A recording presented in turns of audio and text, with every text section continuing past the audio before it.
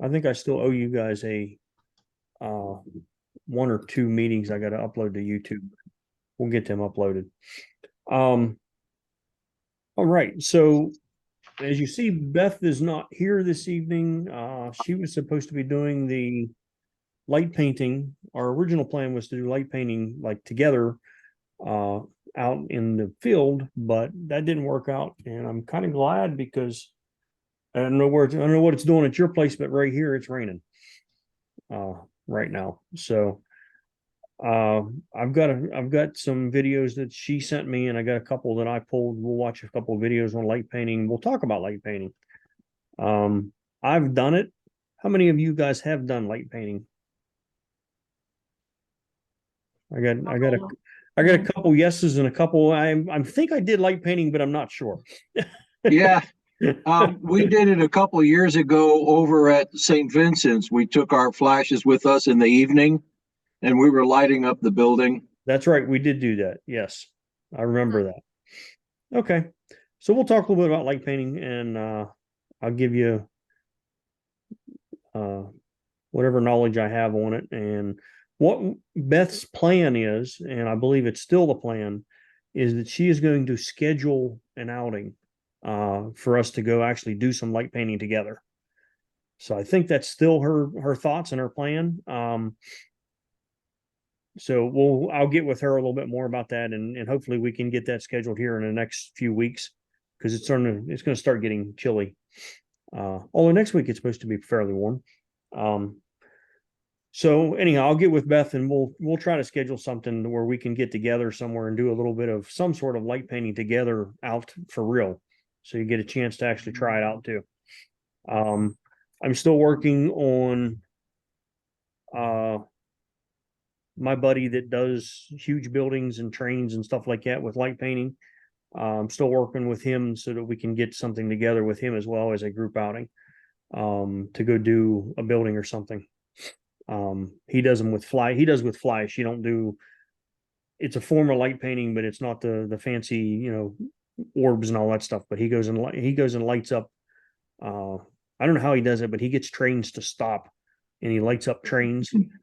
And he does other buildings and stuff like that. So when I get more of that, and like I said, I'm still working with him on that, but when I get that available for everyone, I'll let you know. We'll make a plan to do that as well. So that'll be coming as far as light painting goes. I've got some dates and stuff to run by you just so that y'all have I try to do this all the time. Let's see, what do we got coming up? Let me see here. Keystone picnic.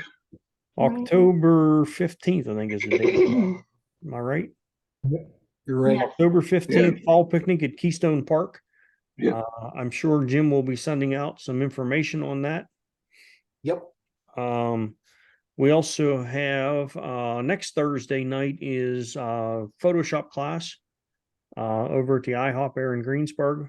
We'll be starting into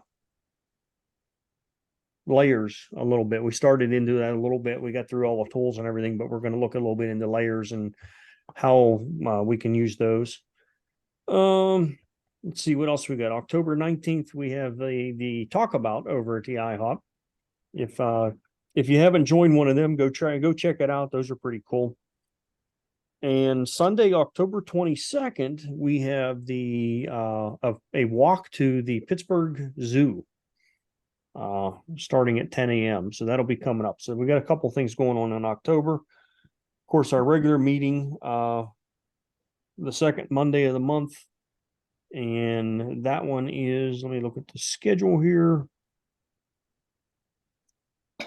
Still life, or no, I'm looking at SWG, am I? No, WPS. Still life photography, not a Zoom meeting is what it says. And right, it's gonna be at my church. That'll be at your church? Yes. Okay, so that'll be over Church at Marty's building. place. And Beth and Marty are taking care of that. I'm assuming Beth will be available. I don't know. Yes. She's got some stuff scheduled with Nate and Nate changed his schedule a little bit, so Beth's schedule obviously changed too. So anyhow, October 9th is that meeting. Yes. So that'll be over. So information will be coming out about that and directions on how to get there, that kind of stuff. And then our SWG meeting for October is Photoshop filters. And that says Margie and Marty. Yeah. I'm so excited about Photoshop stuff. Yeah, yeah. You're always excited about Photoshop. I know. And I believe I don't know who does the tips and tricks for that one. That's Oh. Tips and tricks for October is Tom. Haven't seen Tom for a while. okay. We should probably remind him. If not, make sure someone else is ready for that. Yeah. Okay. So that's a couple things we have dates coming up on for us to take a look at. Hey, Brian, if I can interrupt you, just Yes, sir. Absolutely. back to the picnic on the 15th. Many of you may already have seen this, but coincidentally, USA Today newspaper named Keystone State Park as the #1 destination for fall leaf peeping this year. Oh, really? Yeah. I seen something. I seen a highlight or something on Facebook about Keystone Park, and I didn't have time to read it as I was scrolling through quickly. But cool. That's a pretty cool thing. And it should be. I'm starting to see some leaves changing here around home, so we might have some decent trees or something down there by then. It should, yeah. Be interesting. So, I think it was yesterday, DJI. I'm gonna give you a piece of news. Jim's our news guy, but I'll give you a piece of news that I seen. I don't know if you caught that or not. But yesterday, DJI, which we all know does the drones, is one of the top companies for drones. But they released a new drone called a Mini Pro 4, I think is what they're calling it. And I was reading through some of the information on it, and it has the ability to transmit the video from the drone to the controller so that you can see what it sees for 12 miles. Oh, wow. That's quite a distance. Now, Yeah. legally, you're not allowed to fly that far, of course, because you're not allowed to fly out of sight. You have to be within sight according to the rules. But not everyone follows the rules. But 12 miles is quite a ways on a drone video being sent back to the phone that you're using or to the controller with the screen built into it to be able to fly a drone that far away. That's pretty cool. So anyhow, I thought that was pretty neat. Yes, Dio.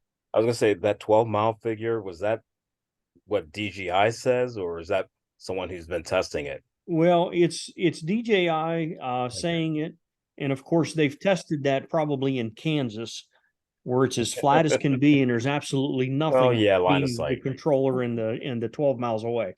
Yeah.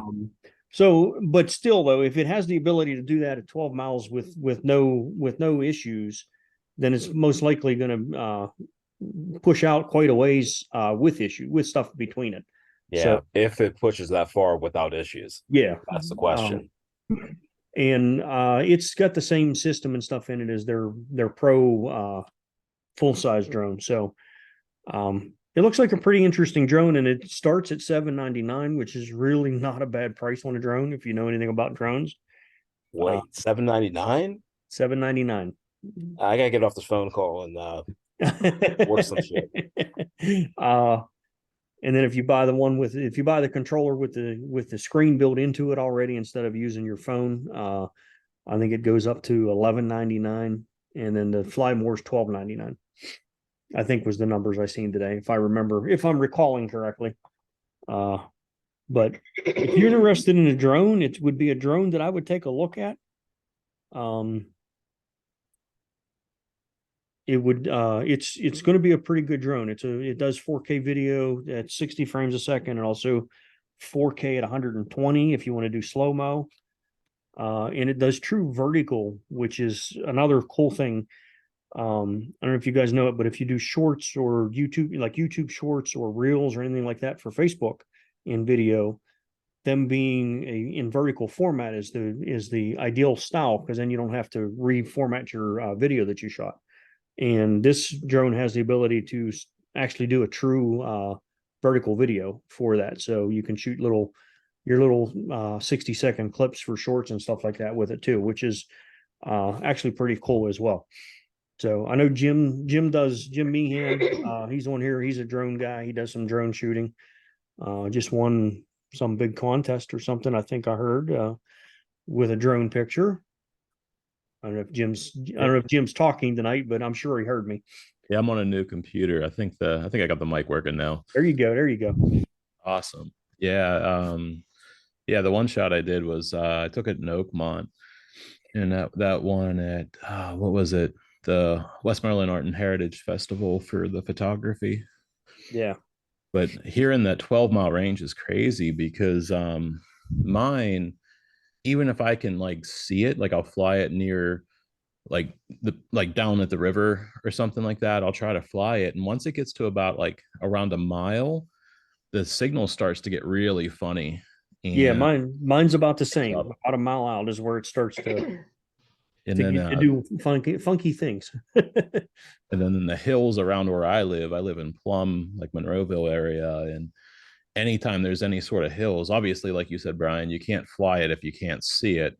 But I push that a little bit sometimes, and usually around like 2,000 feet. So what is that? A little under half a mile. I really, there's no signal. It just drops.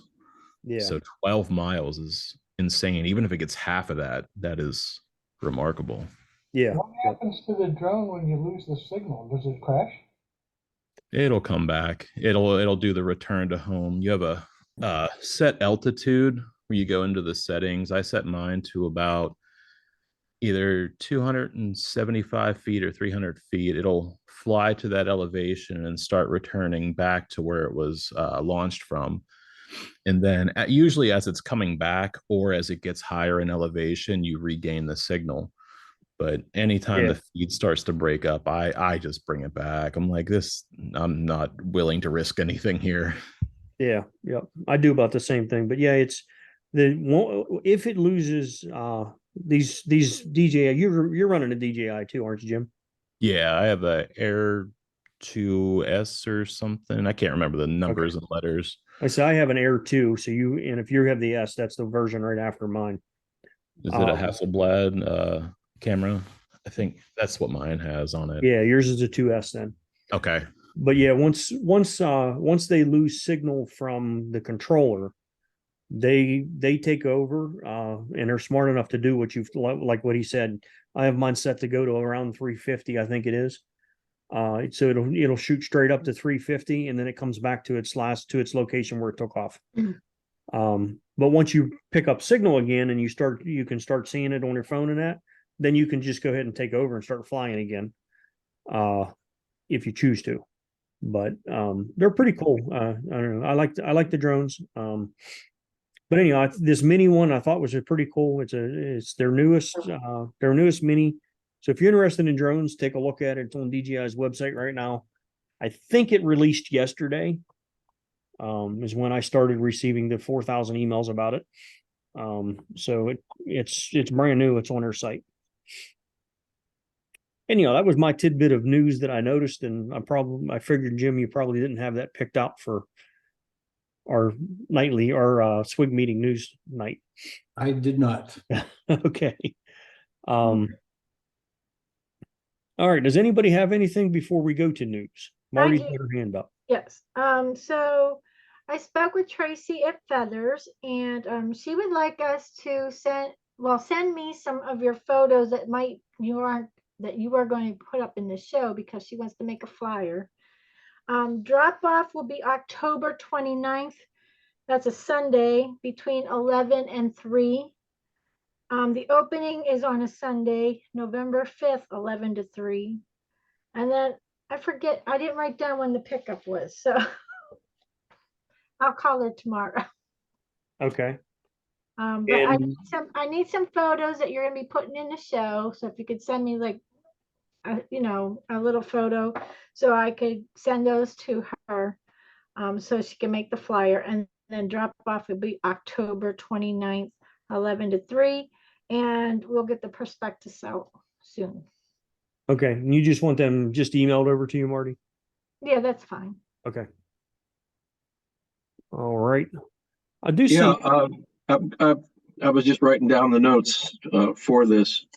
I have a question about a change that may have occurred in Lightroom, Photoshop. I had a power failure and everything has been worked out fine, but I had to start with a new catalog because of what happened. And everything is fine. I got it all back. But what seems to have changed is when I go to initiate Lightroom Classic, I have to go to the Adobe catalog, the Adobe screen that comes up with everything that you can buy and get from Adobe, and I have to go to the Lightroom icon and click on it, and it comes up. And I've been trying to find a way to drag it off onto the desktop. I've been trying to go to the help and find out what I have to do to just have that, so I don't have to go into the splash screen for the Adobe cloud feature that has all the different applications on it. Anything anybody knows about that, please help. How do I just want the icon without having to go get the splash screen to come up and then get the Lightroom Classic to come up. You kind of lost me with that last passage, but have you tried reinstalling it? No, everything is fine. Everything works. I have the catalog. I've got 2 5-terabyte drives. Everything is fine. You can see I do have more CDs that I'm putting in addition, but my real problem is just getting a single icon that I can click on, just like you go to the bottom of the screen or you go up into your desktop and you click on it and then here it comes. You're in Windows, right? What? Running Windows? Yeah.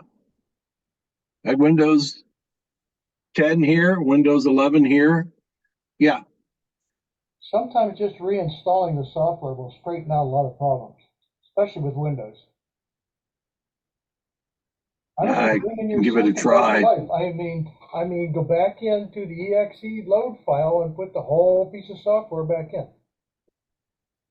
You can do that because you have a Rex. You can do that because you have a catalog. So you can if you reinstall it, you can It'll find it in your catalog. Yeah. Yeah. But okay. you can also, if I correct me wrong, I'm not. You guys know I'm a Mac guy, but I Yep. believe that on Windows you can just go to, if you go into the applications, you can make a shortcut for the application and I put that tried. on your desktop, I tried. and it still goes to the. No, it just lays there. It doesn't. I can go actually into the C drive. I can go into the programs. I can go into Adobe. I can go down and I can find the Lightroom Classic application to click on, and I make a shortcut to it. And when it goes, it'll put a shortcut there. But when I key on the shortcut, nothing happens. But when I go to Adobe's icon for the cloud service and I click on it, then they all come up, and I click on the one for Lightroom Classic or whatever else I have, Bridge, Photoshop, and they'll come up. Also, when I'm in Lightroom Classic, if I'm in Lightroom Classic and I want to take something to Photoshop, it goes just fine. Everything is working. It's just that I can't figure out how to get a shortcut. It's not a big deal, but I just thought maybe somebody would know there's a shortcut. Shortcut to the shortcut? Yeah. Yeah. Have you, when you were making your shortcut, were you using an exe file? Yeah. Well, it says application on it, but Hey, Rex, exe file. yeah, DL, go ahead. I have an idea. Exe file. Yeah, go ahead. What you got? Next time you open up Lightroom and you're looking at the application, Yeah, look down at the taskbar. Is the Yeah. icon there on the taskbar? okay. I'm looking at it right. I'm looking at the Adobe Creative Cloud right now. I have no, No. there's nothing Open up there. Lightroom. Get into the application Lightroom. Okay, Once you're so, there. okay, I click on it up. Okay. I don't know if you can see it, but okay, it came up. And then Okay. Look at your taskbar. I have, yeah, the Is there a taskbar Lightroom shows, icon on the taskbar? yeah, there's an icon on the taskbar, but it Okay, is the right-click it. Adobe. Right. Huh? Well, is the Lightroom, I'm looking, if you're in the Lightroom program, you should have the Lightroom icon on your taskbar. It will come up, but first I have to, okay, Yeah, now go ahead I'm and click clicking. that, get into the application itself. Okay, it's gonna come up. So.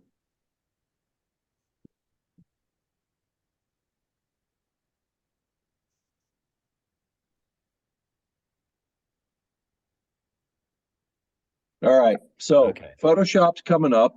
I can see the splash screen is up, and I've Okay. got two icons now on the taskbar. Okay, okay, the icon's on the taskbar. Right click on them. You'll get a pop-up menu. One of them should say pin to taskbar. Click that and you will have that permanently on your taskbar. Okay.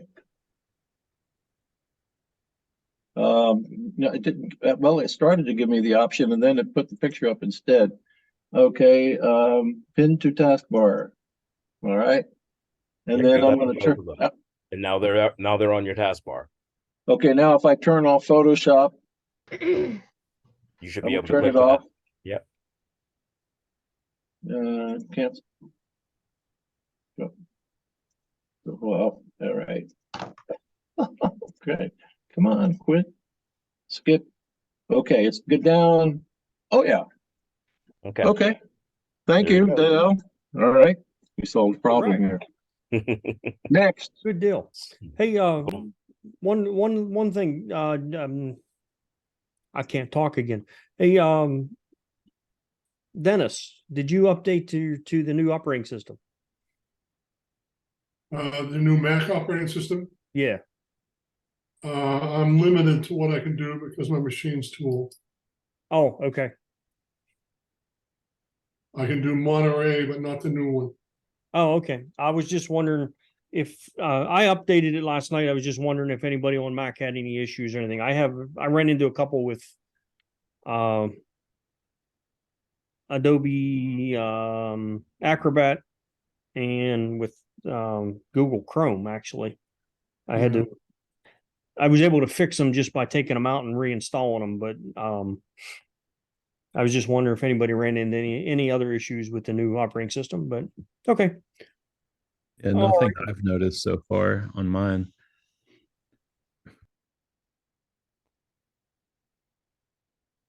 Okay, cool.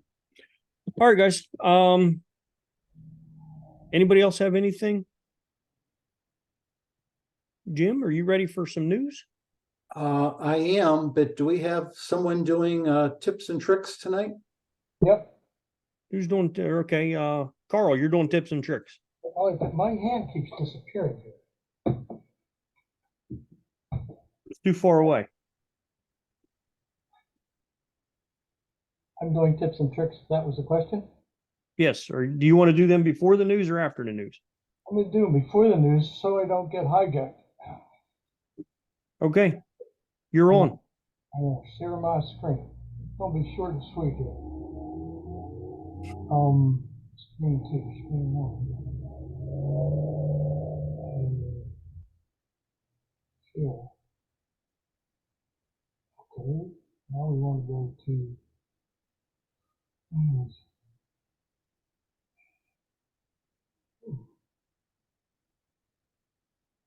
smaller. You have some fast charging batteries out for Nikon cameras now. This is the one I wanted to point out. And what they did was release a new DxO PhotoLab Elite edition. I don't use PhotoLab, so I didn't go too far without. The other thing they released was FP7. which doesn't want to come up here, but you can find this easy enough on the website. But the price on the new DxO7 film is $200 and some. And there's no discount for owners of version 6 yet, so I don't know where that's going. This doesn't seem to work all of a sudden.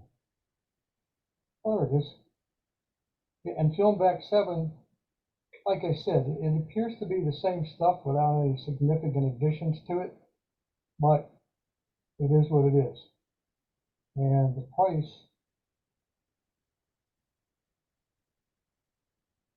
is now $139 for the upgrade. They're fixing this website as I speak. Try tomorrow, see what the price is. Best advice I can give on that. And the other thing I found was, well, Nikon's coming out with a new camera called the Zf. And with it, they have a new lens, which is only 135 millimeter, and it costs almost $2,500, but it is a 1.4 aperture. So it also does some defocus. I don't have one of the lenses myself, but there was a 135 that maybe even several that Nikon had that you could defocus it for portraiture work. Brian, are you familiar with that lens? This new one? No, the 135 that you could defocus. No, I'm not. Okay. Well, I've never used it either, so we're blowing in the wind with that one.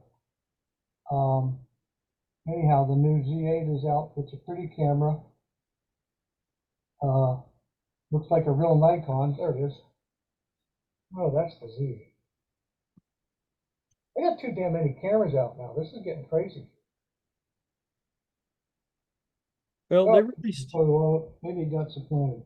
Anyhow, those were the two big things I found for tips and tricks. Sorry if I cut you out of any news, Jim. That's all I got. All right. Thank you, Carl. So Nikon released that new lens for the Z series cameras, which is your Z2 and Z6 or 7, or I don't know what they're all called. Alan has one of them. A couple of people do. I know the new one that's out there's a new one out called a Z8, and then the Z9. The Z9 is the really, really fast one that takes a lot of pictures. I talked to a guy the other day at the Renaissance Festival on Sunday in the rain. I talked to him, and he has a Z9, and just as a real world experience, he loves his Z9, but the lens release button broke on it, and he's got a lens stuck on it, and he can't get it off. He's got to send it out to have it fixed, of course.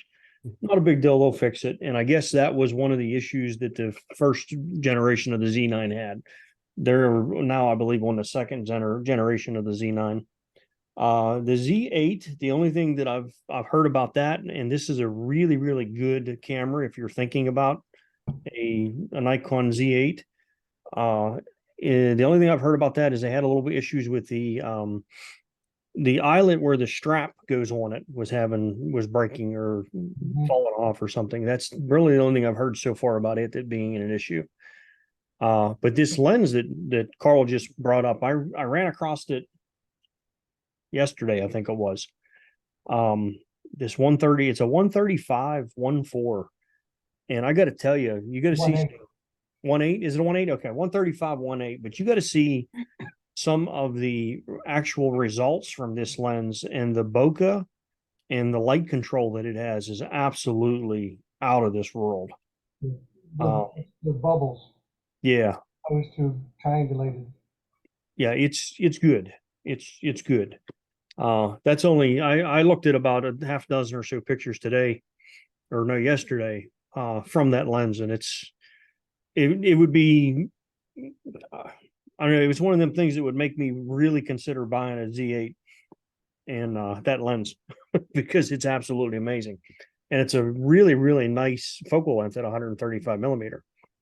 So anyhow, okay. Oh, I found another one too. I forgot about this one. The low people, you can pronounce it how you like, have come out with a new super magnification lens. Works like a bloody microscope from what I can figure out about it. It works with a Nikon Zf and most of the other cameras on the market at the moment, near as I could tell. But it's a series of tubes that comes out, and they interchange with each other somehow, and 10 to 50 times. So you can play with some really serious, ugly stuff.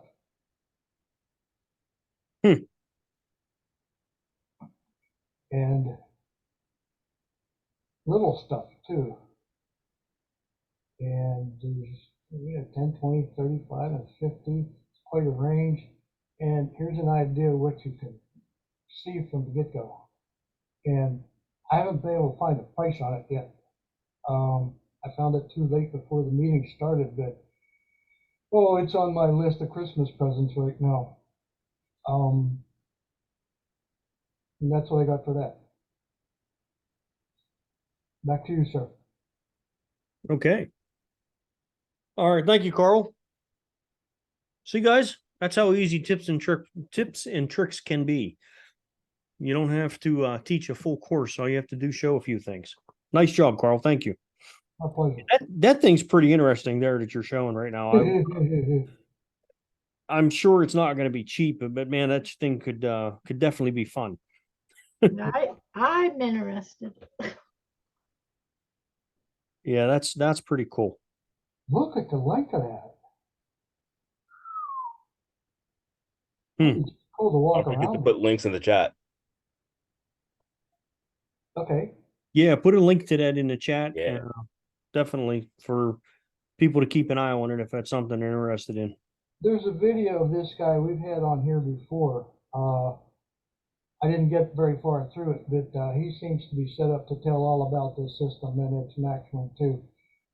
Don't know where you can find. Well, this is off the Lao page, so that's where you can find it under macro. All right, copy that link and throw it in the chat for us. I'll get to YouTube.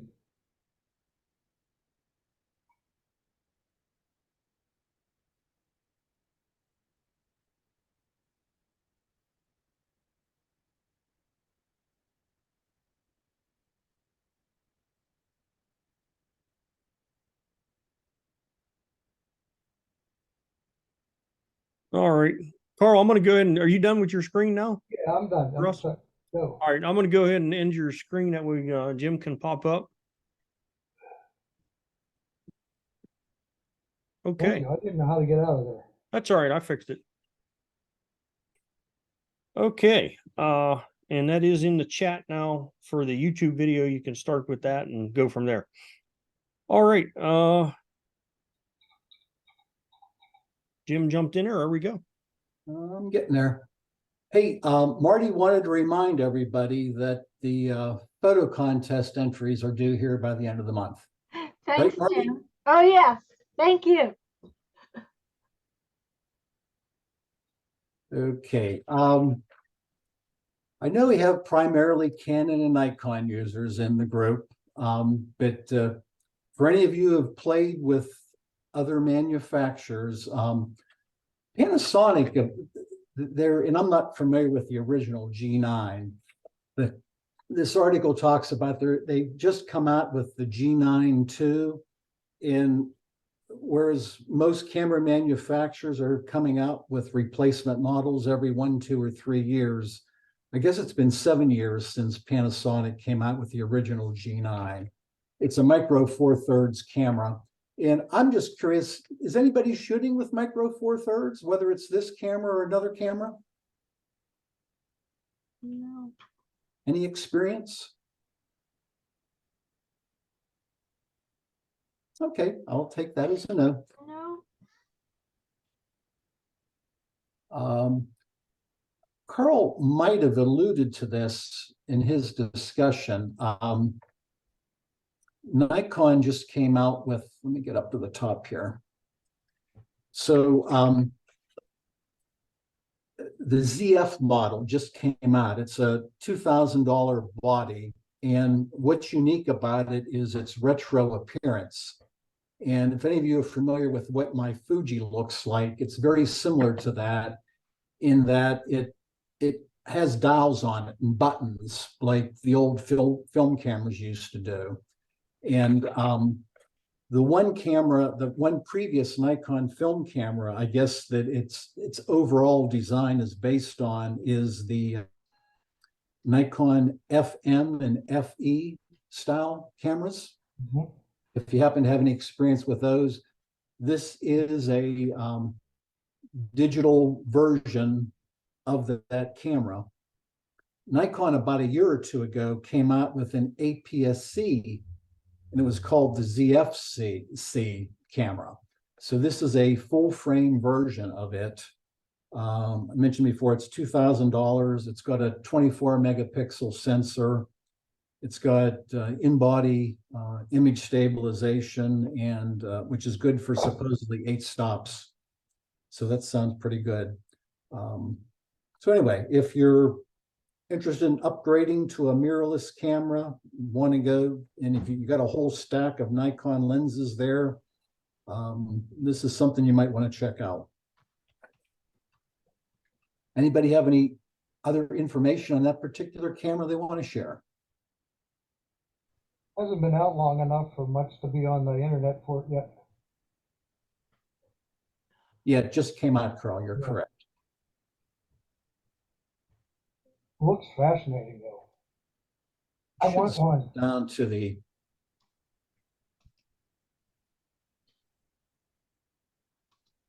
here's the top of the camera, just to give you an idea. But very similar to my Fuji in appearance.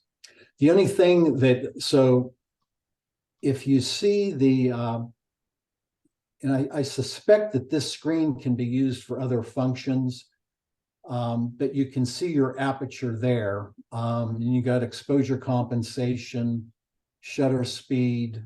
Wait, maybe I missed that. Yeah, shutter speed, ISO, and exposure compensation here.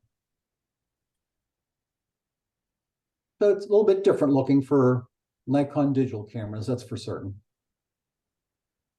But Jim, in addition to these, our Fuji's also got the option for setting your, center weighted, the metering and all that right there on the knob, right? On the That's correct. XT3. Perry, you're saying this does or doesn't have that feature? No, this one may not, but Fuji does. That's correct, yes. Right. So that's for the XT2 and XT3. XT4, they dropped it. Okay.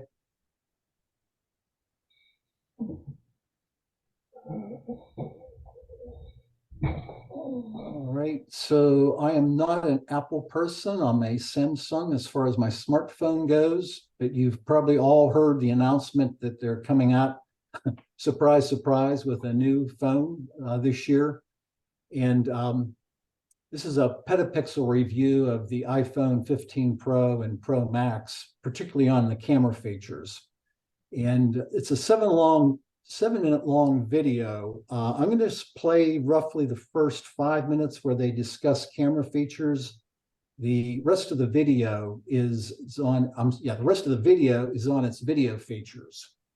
So I'm just going to stick with the camera features portion of this video.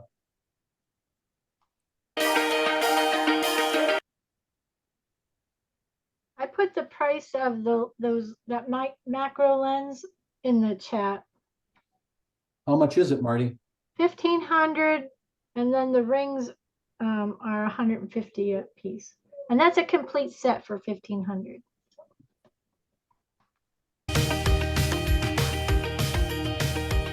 Now, right off the bat, the first thing I want to talk about, we've seen 48 megapixel Apple Pro RAW files before on the iPhone 14 Pro, Pro Max, but what we now have is very interesting. We've got 48 megapixel RAW files, but we also have a 48 megapixel HEIF, however you want to say it. This is nice because we still have room to push and pull, but we do save a ton of space.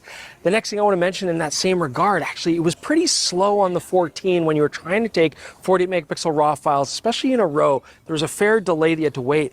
That's honestly much quicker now. I mean, there's very little delay in between shots. So I want to play with that further when I do finally get an iPhone 15 Pro and Pro Max to play with, but that did seem cool. Here's another thing that's really interesting about resolution. So before, when you were shooting on the main camera, that 48 megapixel quad Bayer sensor, you would get an output of 12 megapixel files.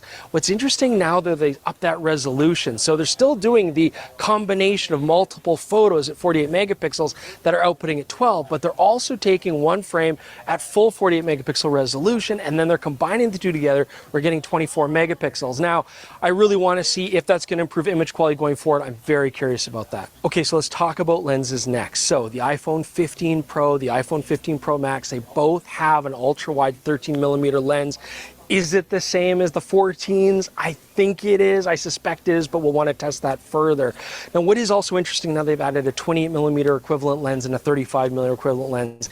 These are still going to be 12 megapixels. Again, we are basically cropping the main camera. That's cool. But another interesting difference now, if you go to the iPhone 15 Pro, you're going to get a 77mm telephoto lens.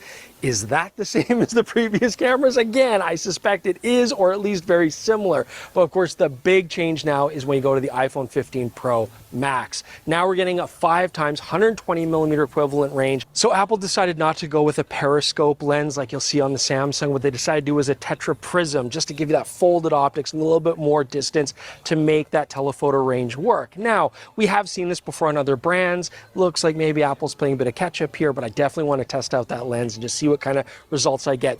Now, this new lens is 12 megapixels. It's an f2.8 aperture. We should get some pretty nice shallow depth of field stuff without even having to use the portrait mode. That's pretty interesting. I'm eager to play with it, see what kind of compression we get, but this is a nice step in the right direction. Now, we have seen this before. I mean, Samsung's using a slightly different system, a periscope system, but we have seen this tetraprism design that Apple's using on the iPhone 15 Pro Max before with other competition, so maybe Apple's playing a bit of catch up here. Now, while we're on the topic of telephoto lenses and portraits, first off, I just want to see if the iPhone 15 can do portrait mode with depth mapping in an even more convincing way than the iPhone 14 series did, which did a much better job than the iPhone 13 series did. Now, another interesting thing here, you don't have to decide to use portrait mode right off the bat.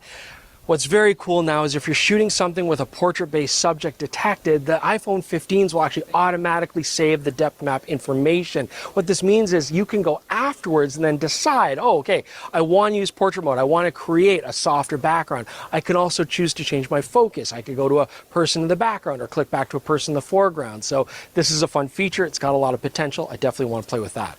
So of course, another big feature that you all know about now, it's USB-C connectivity, which is great, 3.0, it's nice and fast. And one thing that this unlocked that we got to see was now being able to tether to Capture One, for example, shoot RAW files and have them go right to the computer, right to large monitors. One thing though, we asked about flash sync speed. We still don't have those numbers yet. So that's another thing that I really want to test going forward. What kind of flash sync speed will we get on this sensor, on the main camera, on the telephoto camera? How fast is it going to read out? I really want to know that. Now, a lot of the questions we've been asking, Apple's been very forthcoming with the information, which is great, but night mode is something that I was very curious about. I mean, Apple does have a night mode, but it's a little bit annoying to use sometimes, even just trying to select it properly.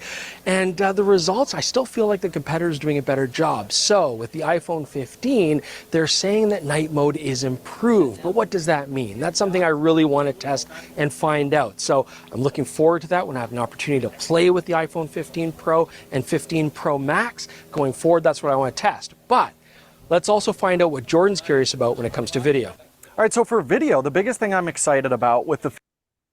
Okay, I'm just going to stop the video there. The two items, although I don't use Apple phones, but the two items that I thought were interesting, and I'm not quite sure I understood the technology. The guy tried to explain a little bit, but to end up getting a 24 megapixel photo by combining the original sensor photo and the 12 megapixel version, didn't understand it, that the fact that you might be able to get a 24 megapixel resolution photo sounds pretty interesting. And then the second item that caught my eye was the after the fact selection for the portrait mode and the focus spot on the camera. I thought that was pretty interesting. So Brian, have you bought yours yet or ordered yours yet? I have not ordered the 15 as of yet. I will though, probably in a month or two. I like for them to come out and be out for a little while. They're having some overheating issues with them right now, and some compatibility issues with the USB-C cords that are non-Apple USB-C cords, which is causing overheating. I did do the iOS 17 update to my phone, and because I have the 14 Pro Max, which is one version back, and I think that's what Marty has as well. No, No, no, Margie has it. Margie has it. It has taken on a lot of those features that you're talking about because it's only one version back. Now some of of course, with the lenses things, it obviously don't have the lenses in it, but it does have it added that portrait thing where you can pick the depth of field and you can move that back and forth afterwards. So I will be playing with some of that stuff till I get my 15. But yeah, I will be getting the 15, just not immediately. I know they're already out. My boss has one already, so they're available. They're out and available. He pre-ordered his the day they were launched, and then got them. I think Friday they came in for him, so they're out. Do you have any information about this 24 megapixel photo capability? I about as much as you have. That was pretty much how Apple explained it, and it's about as clear as mud as far as I'm concerned as to how they do that. So and I haven't taken time this week to sit down and watch any explanational videos on how that works. But basically, they're using two different. From what I understand, and I could be wrong, is that when the camera takes a picture, it takes multiple pictures or multiple versions that it's pulling electronically off of the sensor, and then it combines them to make the different amounts of the different size pictures that it will put out to you, is from what I understand. But I'm not exactly 100% sure how that works yet, because I have not sat down and watched any videos specifically on that yet, but I will. I'm pretty I'm pretty interested in how it's going to work, the same as the guy in your video. I can't wait to see it and try it out and see what it does. I'm kind of interested in using my phone a little bit because it added, let me see what it's called here real quick. It added what's called RAW Max that you can turn on and off, which is supposed to give you a much better, fuller RAW file out of the camera itself. So I'm going to try that out a little bit and see how that works out as far as what kind of size pictures I can get off of it, what they're actually downloading to the computer at. So we'll take a look at those. I just haven't had a chance to do it just yet. I updated the phone, I think the day before yesterday, to the new software when it came out. So we'll give her a try maybe a little bit this weekend while I'm out. Well, this reminds me with my Samsung, and mine's 2 generations ago. It's a S21 Ultra. And one of its claims to fame is you could generate up to a 96 or 98 megapixel photo, which must be really good. And I haven't tested an awful lot, but I've compared the photo that comes with that feature versus the regular, just standard 12 megapixel photo. And it's the ones that I've compared, the 12 megapixel actually looks better on the screen than the 96 megapixel. So I don't know if it's some cute technology that they're trying to use to squeeze more megapixels out of it, or what it is. I truly believe that it's more of a gimmick, because sensor size is sensor size. I don't care what you do with it. You can only get so much information on a sensor the size of a pin, compared to the sensor that's 1 inch, or a full 35 millimeter, like our full frame sensors. The bigger the sensor, the more information it gets. So they're finding a way. They're attempting to find a way to get more information out of the same amount of area, because they didn't talk about increasing the size of the sensor. They just changed the way the built-in computer works with the information it's given. Yeah. So,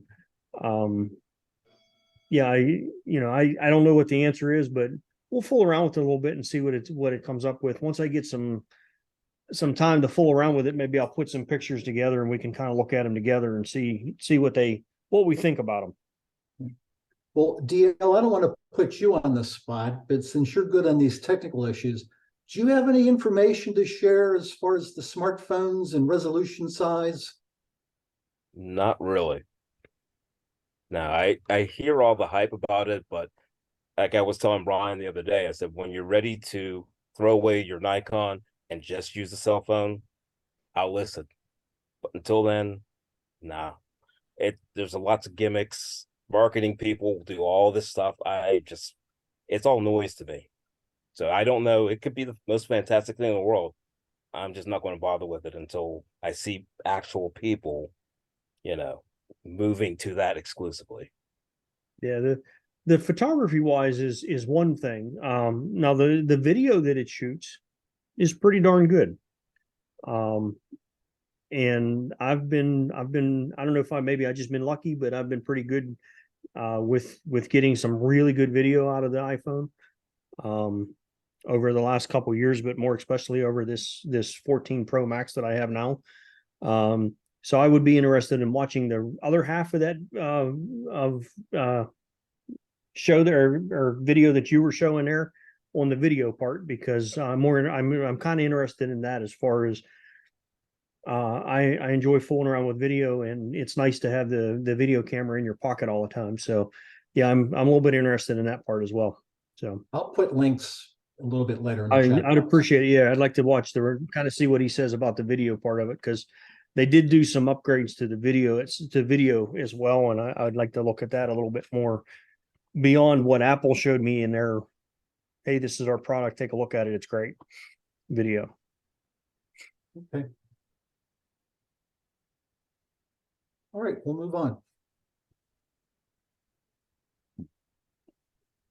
And I'm going to ask someone else who actually uses Adobe if they want to comment on whether this is a significant issue or not.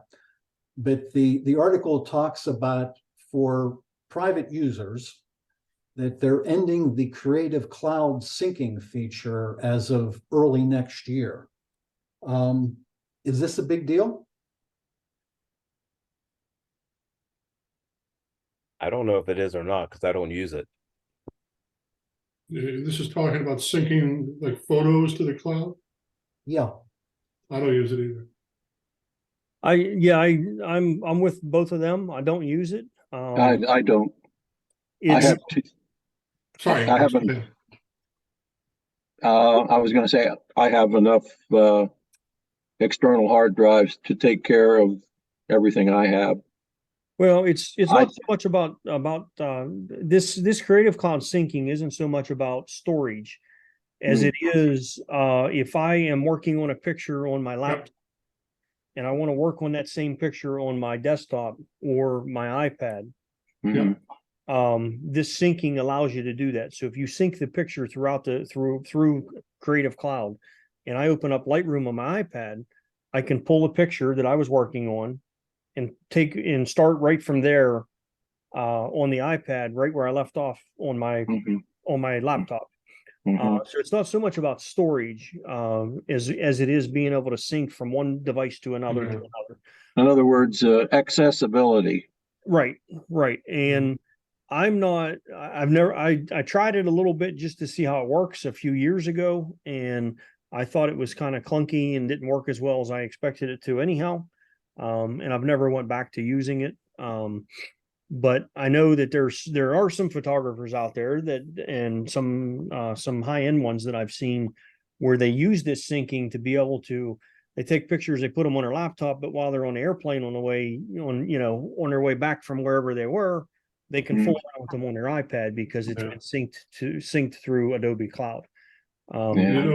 It's clear Adobe thinks this is a big deal because they're constantly issuing surveys, wanting to know what you do with Lightroom on your iPad or your phone or whatever. And as soon as you say, I don't use those, you get your interview ends. Yeah. Yeah. So I don't use Lightroom on my iPad. I don't use Lightroom on my phone. I think it sounds to me like something that would be really beneficial to media journalists, news journalists, people that have to get information back to their editors fast. Yeah. And they're keeping that service intact, Rex. So they're going to keep it private for users, professionals, well. but Yeah. the us peons, they don't feel it. Evidently, we weren't using it enough for them to keep updating it for us. So that kind of answers the question in itself. They're getting rid of it for certain people, but not for the ones that actually use it. So I guess that pretty well answers the question, Jim. Yeah, And most of those- I'm sure some of us that have been in business have had moments when they've had to refocus their clients. Yeah. Some clients from other clients. Test. And I imagine the larger organizations have other means of more efficiently syncing their files between them. Oh, true. Yep. Question. Is this for syncing the photographs, or are they talking about keeping your software up to date? This is syncing photographs, Carl. Yeah. And it's syncing them how? From the computer to the iPad? Is that what that's for?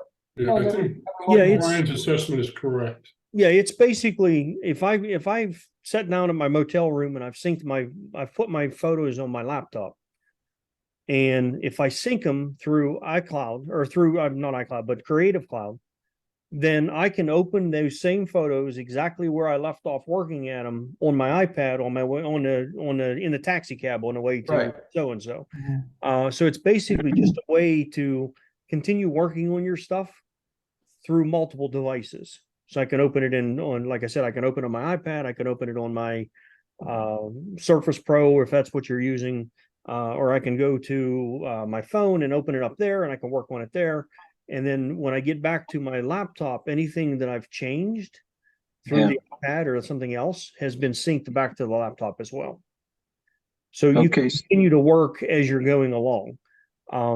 But I never found it really beneficial for what we do as a normal, I can see some professionals using it. I can see some people that are, but I've never seen where it benefited me in any way, shape, or form. I actually use it.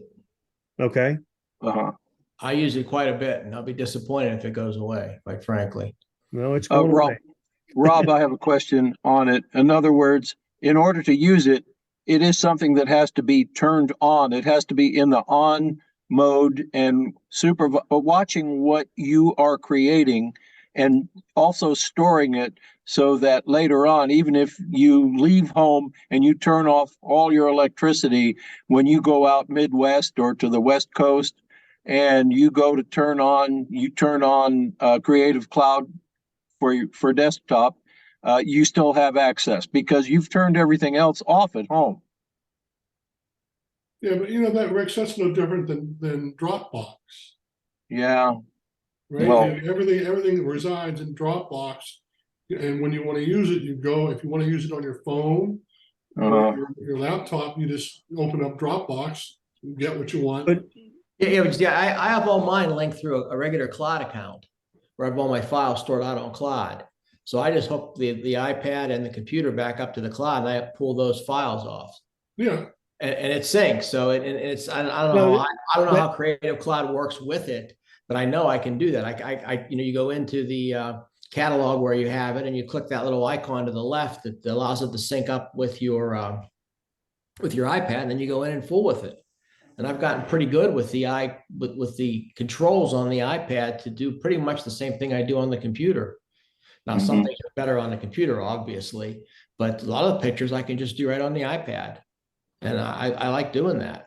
In fact, the iPad has some other features on it that I haven't been able to find in Lightroom. They've got this one where they've got all these different settings you can pick from initially, and I haven't found one on the computer that's as robust as what I think the iPad one is. So I use it a lot, so I'll be disappointed. Sorry, Rob. Yeah. Yeah, you're not supposed to bring bad news, Jim. It's supposed to be good news. All right, let's move on. So, Suzanne, are you on, I think? Yes, I'm on. Okay, this one's for you. These are bird photography. Bird Photographer of the Year awards. So have you got one like this, Suzanne? Not within the last week, no. All right. All right. I couldn't help. Wow. So I don't know if this photo's an original or not, but that's pretty cool if that's a one-shot image. It's a lot of standing in the woods is what it is.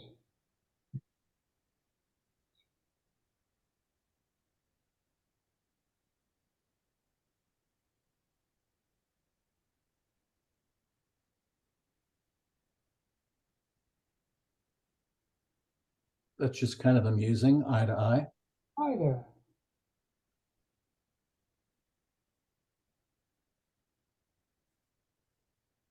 And that's beautiful. That is.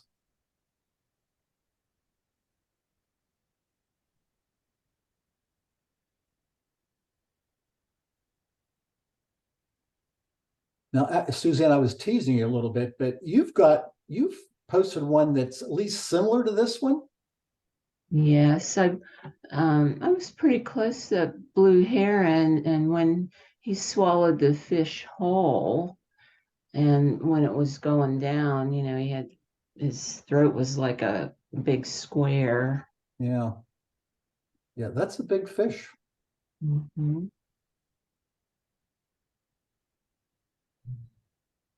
Big leaf and or small bird.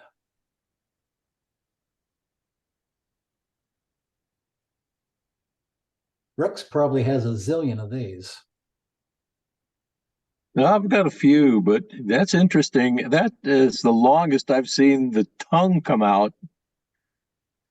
One of the interesting things I found out about the hummingbirds was I always thought that really getting the nectar out of flowers was all they did, but they actually eat bugs, and they've got a beak that can actually come apart.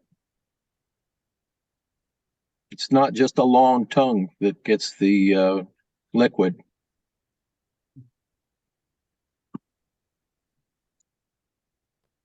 Jim Meehan might have taken that photo.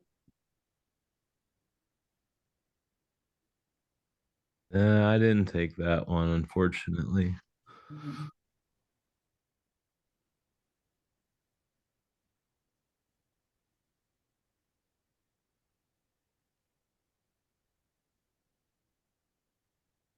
This one's pretty cool. You gotta took look one for a like that, while, Jim. but it comes eventually. There is a bird there. You took one like that, I think, didn't you, Jim? I wish. I thought didn't you win a contest a year or two ago with like a fog one on A fog and trees, but there was no bird. Yeah. Where's the bird? I don't see a bird. You still don't see the bird. No. That's a bird. That'd be the bird. There's two birds in there. Oh, I didn't see the second one. On the left. On the left at the bottom of the tree. Oh, right there. Yep. Didn't see that one before. Hiding in the fog. pretty sure those are birds. You'll have to study it, Carl.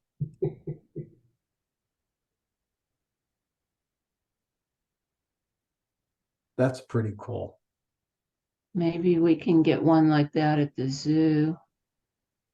Yeah, that's something to reach for.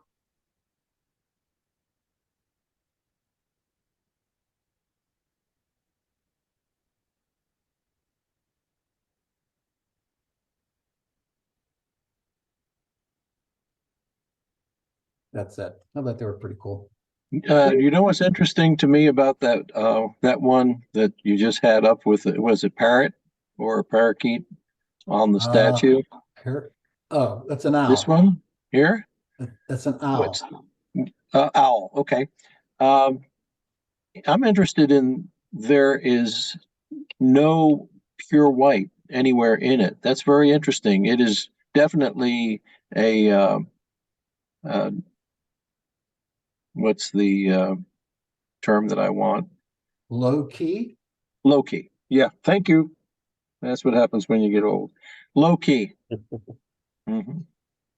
The other thing that I kind of found interesting was that of those bird photos, which there was what, maybe 15 or so there, only 3 of them were in flight. All the rest were not moving. That's an interesting observation, Brian. Yeah. So, Suzanne, it's easier to shoot them if they're not moving.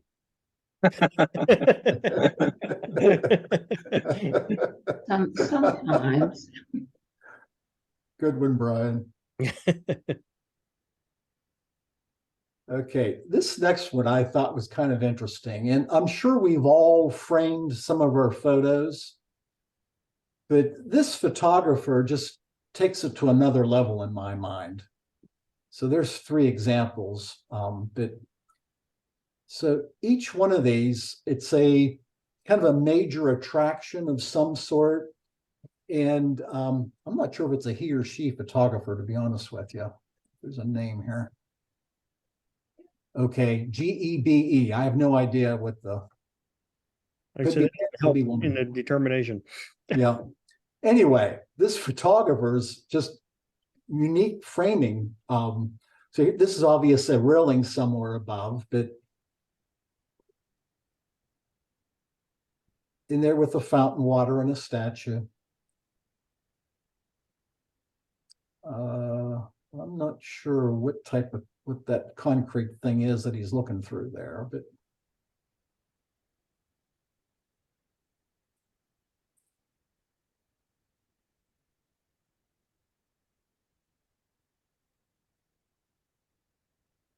railing again. Railing again.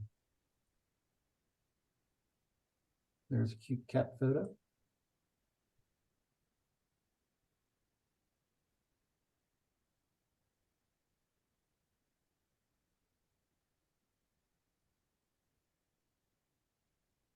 Well, you get the idea. But it's, when you're out there somewhere, and whether it's the Pittsburgh Zoo next month or wherever you happen to be, just, maybe think about different ways to take a photo. And this is an interesting concept just to give you just a completely different look on a particular feature. Probably a lot of us have done the tree type thing.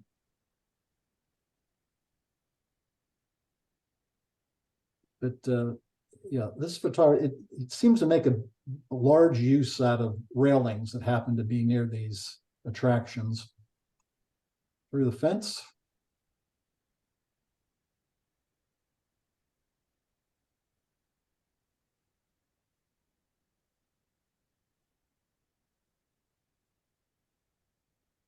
Anyway, that was interesting ideas. Kind of neat to think that there's always a different perspective to what it is that you're looking at. If you just kind of open your mind to look around a little bit. So now that you've seen that, you can start thinking about that in the future. Can I use something cool around here to frame my picture with? Just to try something different. I just think of how he managed the depth of field, because he's shooting up close with what he's using as the frame, and then the object far away. So it's That might have been some focus blending. I'm not sure, because a lot of them, the foreground is extremely sharp as well as the background. It's not as sharp in this one, you're right, but In still. this one, it's not, you're right. But a lot of them were sharp.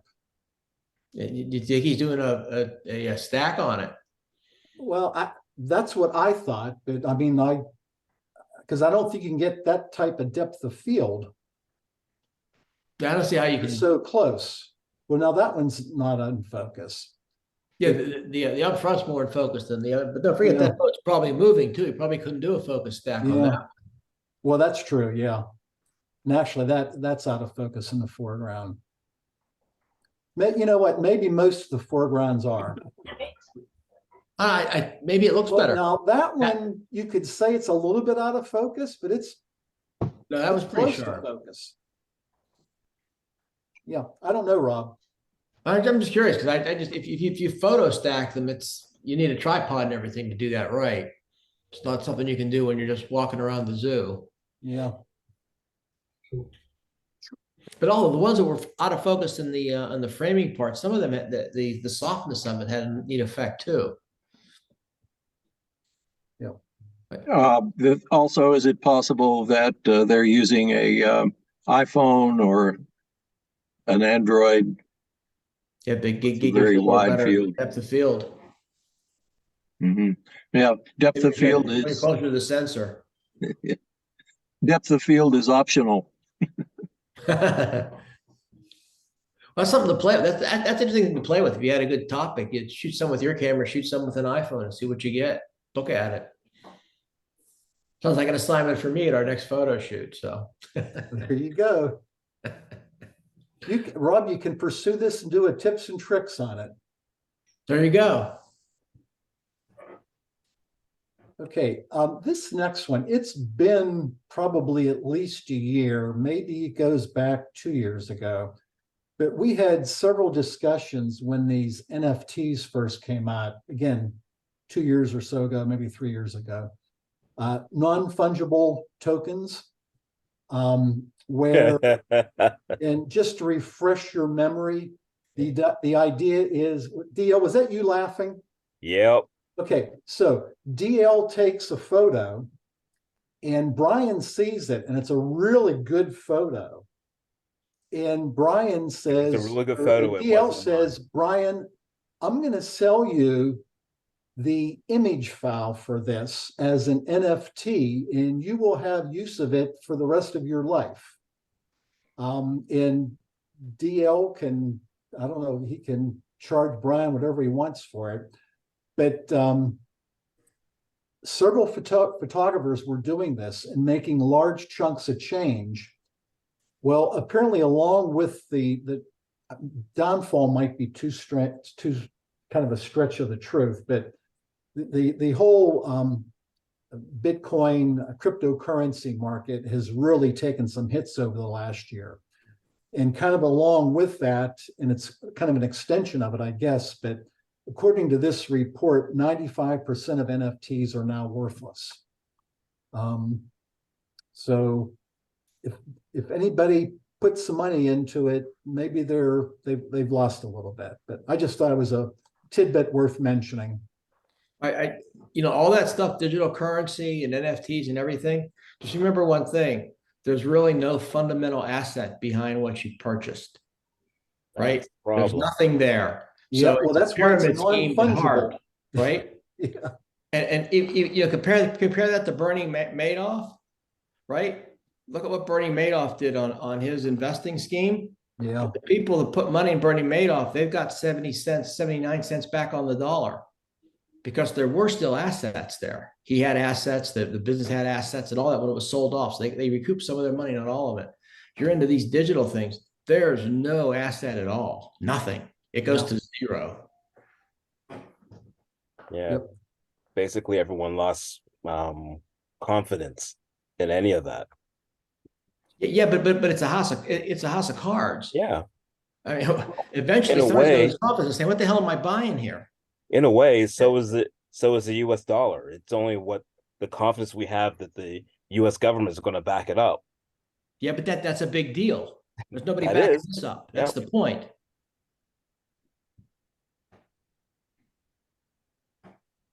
Yeah, interesting.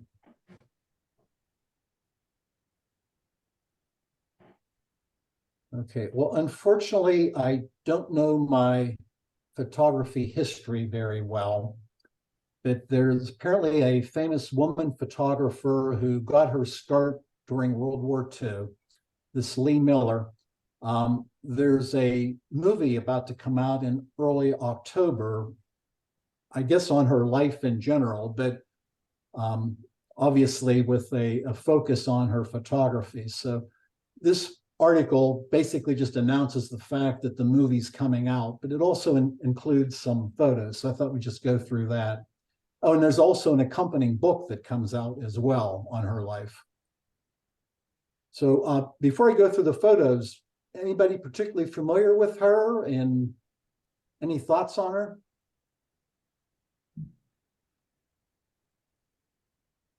Rob, this might be a topic for you for a next year photographer's biography. I was just thinking that. I was searching for somebody to do next year. All right, we'll just go down through the photos here. Again, almost, I think all the photos we're going to see here are during the war.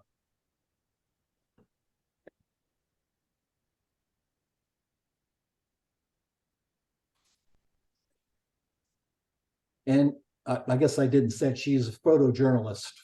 I'm not sure who she was working for, but.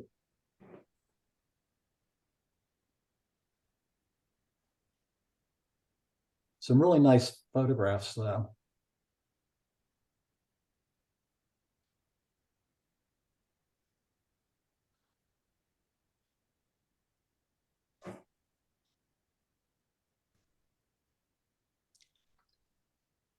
Does a lot of play with light and shadow, and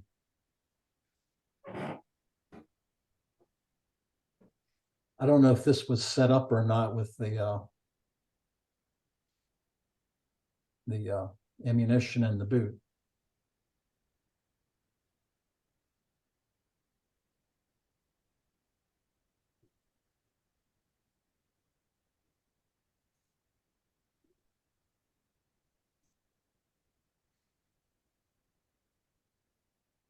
Is Bob DeJesus on the call? I don't believe so. Yeah. This is kind of like Bob's photo from the Carrie furnace and the smashed piano.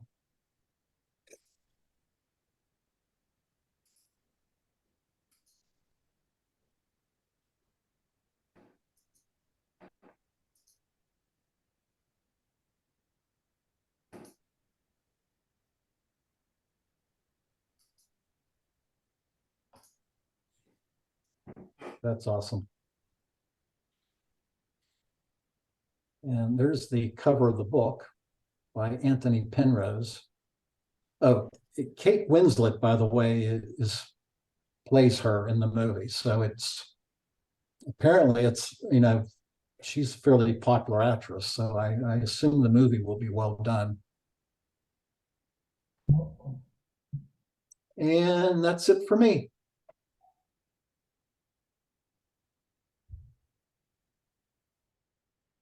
All right. Thank you, Jim. If you could drop some links. Yep, I'll do that now, Brian. Thank you. Okay, thank you. Okay, guys.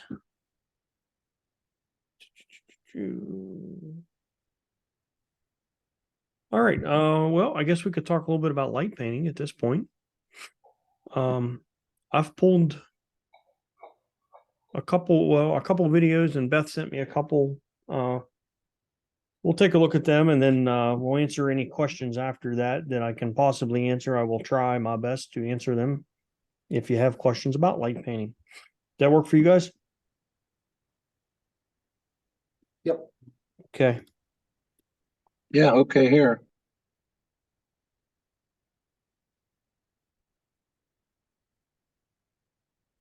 Yeah, y'all should see YouTube. Yep. Correct? Okay. All right. We'll start with this one. And this is about steel wool. This is something that Beth wanted to do in person. So you guys have seen the steel wool flying through the air and all the sparks and everything, this is a little bit of a how-to to do that. So let's take a peek at this. And School of Photography, and you can find us at the schoolofphotography.com, where we teach you the best in photography education. And in this tutorial I'm going to show you how to do wire wall photography, and it's something that's really fun to do.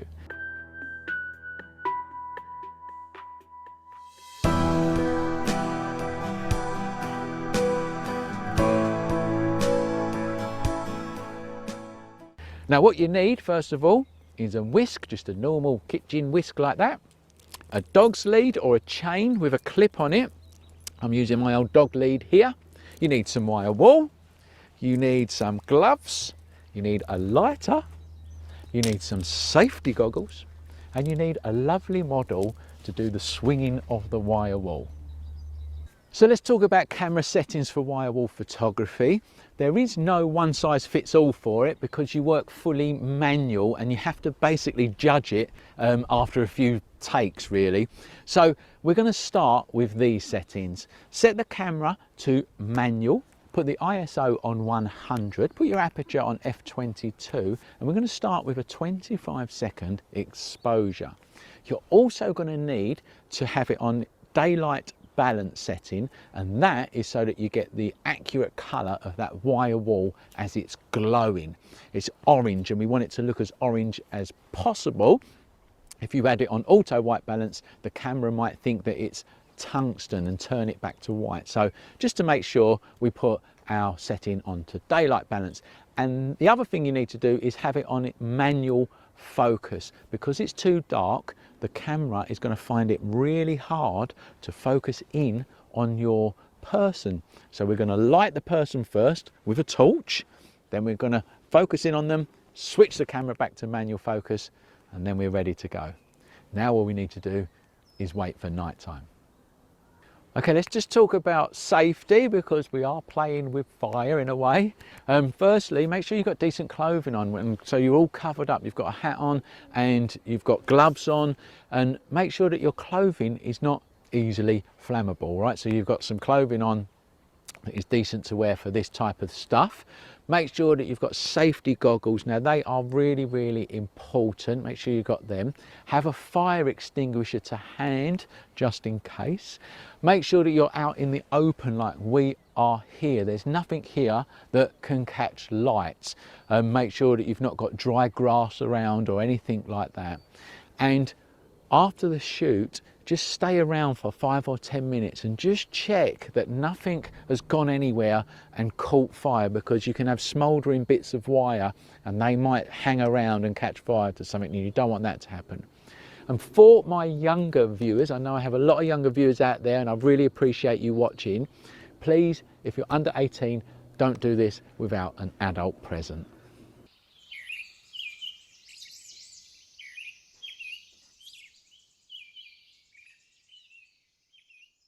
Okay, we're ready to do our test shot now.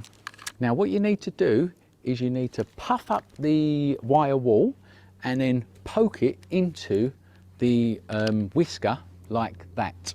What we've figured out is if you put some really fine wire wool in the bottom of it, that lights really easily, and then you put some medium wire wool in the top part, and then that sort of lights that as well as it goes up, and because the medium wire wool seems to last longer when you're spinning it, which is what we want. We want to try and get to around about a 25-second exposure. So let's take our first test shot. Are we ready?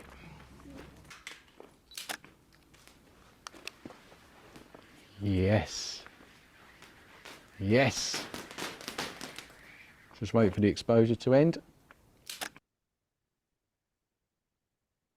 Right, that's not a bad time, that 25 seconds. I might open the aperture a bit to let a bit more light in, so the background here, we're in an old castle actually, so that the background gets in shot as well. So I'm on f22, I'm going to go to f16 just to lighten the background up by a stop. And then I think we're ready to go. We'll just take some different shots and see what happens. So let's go.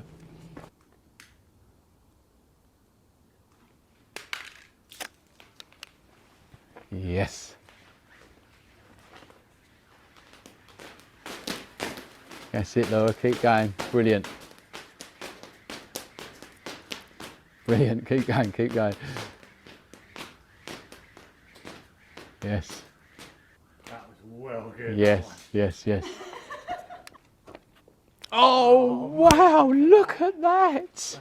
That is superb. Look at that. That's unbelievable. Come here. That's phenomenal. That's brilliant, isn't it? Hey? Oh my goodness. I love that. Yeah. Right. We have 100% got our exposure and we've got our timing right. That's fabulous. Now we're going to have some fun, come up with some ideas and, I don't know, just take some shots. I think the first one, let's try and do a sphere. We'll try and do a sphere first in this castle bit here. Yeah, let's load up the whisk and let's take another shot.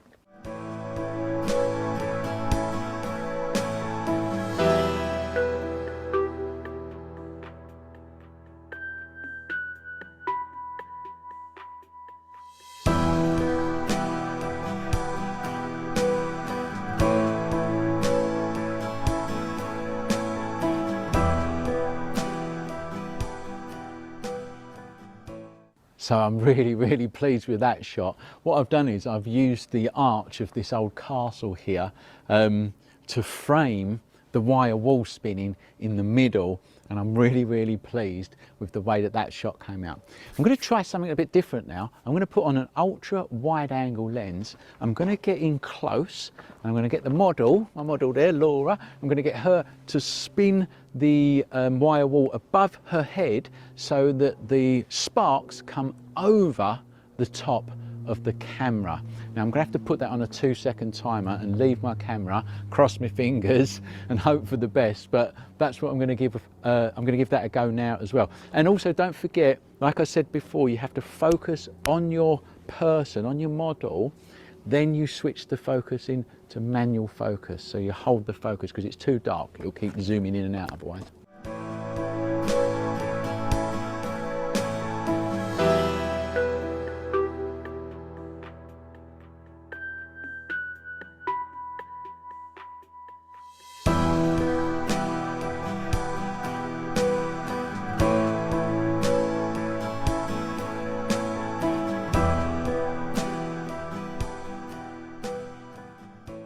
Okay, now I am really pleased with the way that that shot came out. Now what we're going to do is we're going to just keep going and have some real fun with this, and I'm going to show you the pictures that we take at the end of this video. Now if you want to know more about photography, come over to the schoolofphotography.com where we have a range of online courses that you can try for free. Also support our channel please by subscribing and liking the video and sharing it with your friends. And don't forget to check us out on social media as well. We've got a wonderful Facebook page and an Instagram feed with learning photographers just like yourself. Thanks for watching, and remember, learn more at the School of Photography.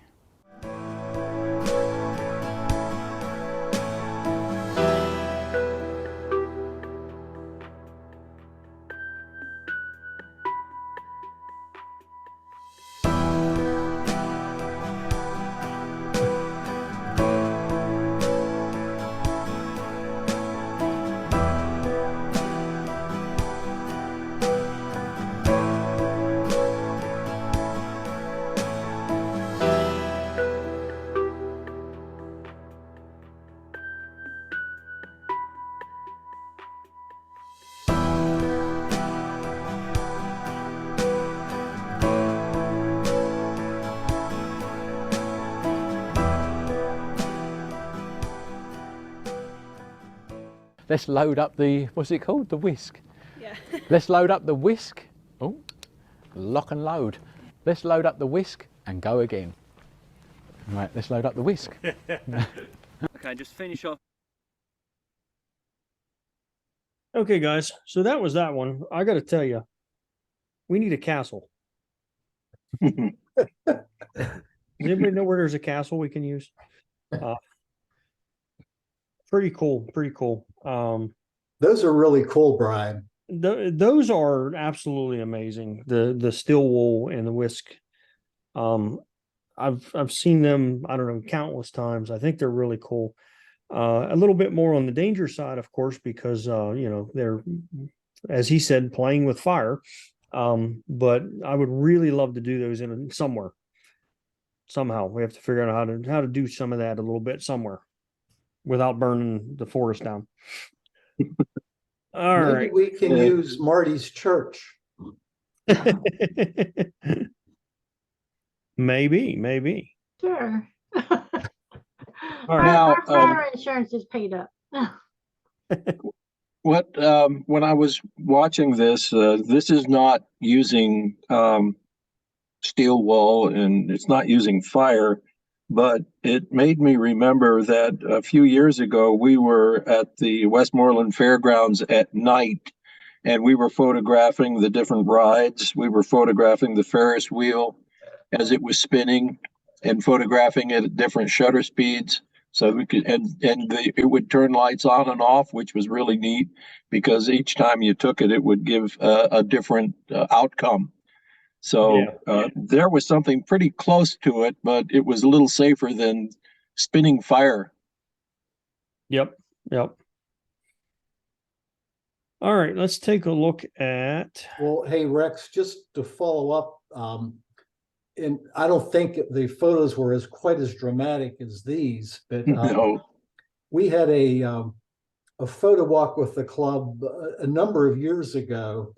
And the idea was to do night photography, and yes, Paul Valerio took us up on top of Chestnut Ridge, and it was cloudy nights, so we really couldn't do any Milky Way photography.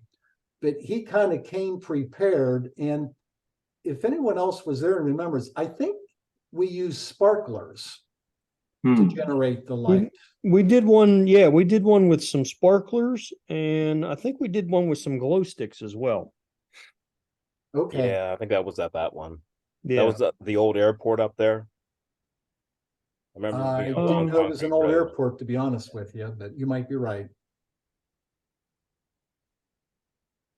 DL, Yeah. stay on the line after we start shutting down. I want to see that picture at size. Okay. All right, let's take a look at this video. It's a little shorter. Same idea, just some different concepts.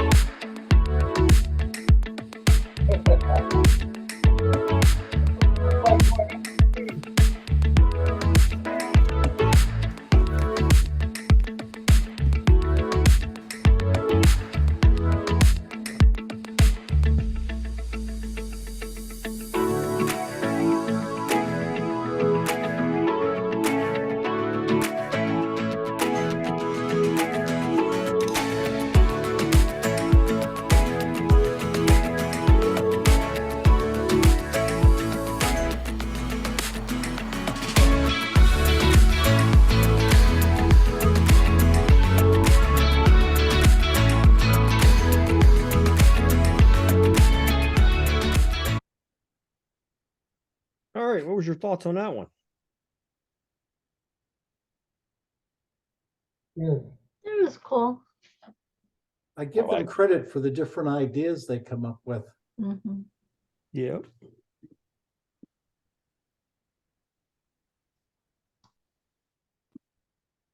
All right, and let's see. This one, I think this is the other one. This is a uses something different to do the This is really hard. Hi, I'm Kel Anonymous, and welcome again to Kingston's Indie Hack. On today's episode of Indie Hack, we'll be teaching you how to do light painting. Look, Mom, a Jedi. So what is light painting? It's essentially a photographic technique in which you take a very long exposure photo with a moving light source or sources, and it creates this cool laser effect. It's fun, it's creative, and it's actually pretty easy to set up.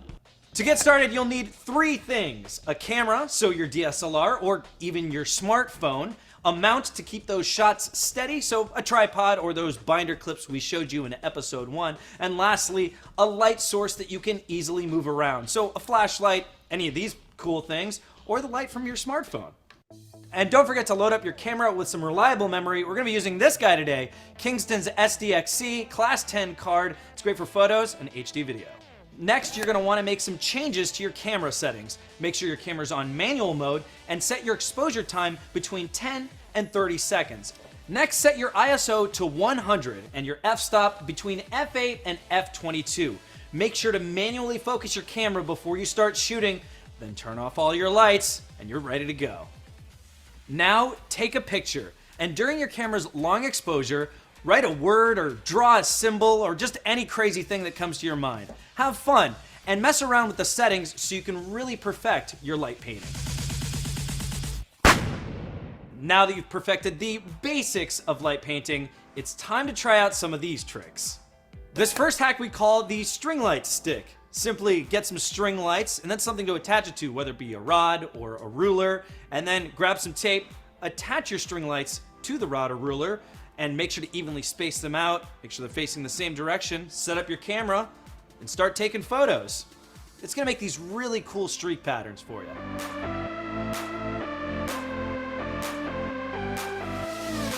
Next up is the light orb. Grab your string lights and tape them together in a bunch. Then find a center point on the floor by putting down a quarter or something. Then put your hand over that point and stay in that point as you rotate around, swinging your string lights. Should create a pretty cool orb effect.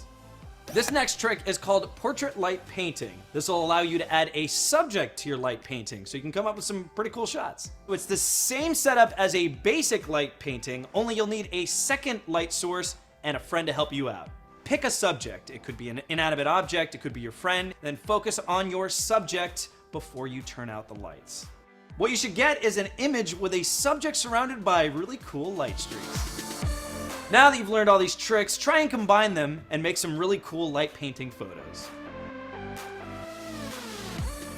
So that's our episode on light painting. It's a fun and easy hack you can do with your friends, and it'll make some really awesome photos. So get out there and try it out. Oh, and don't forget to subscribe to the Kingston channel for more Indie Hack. All right, guys.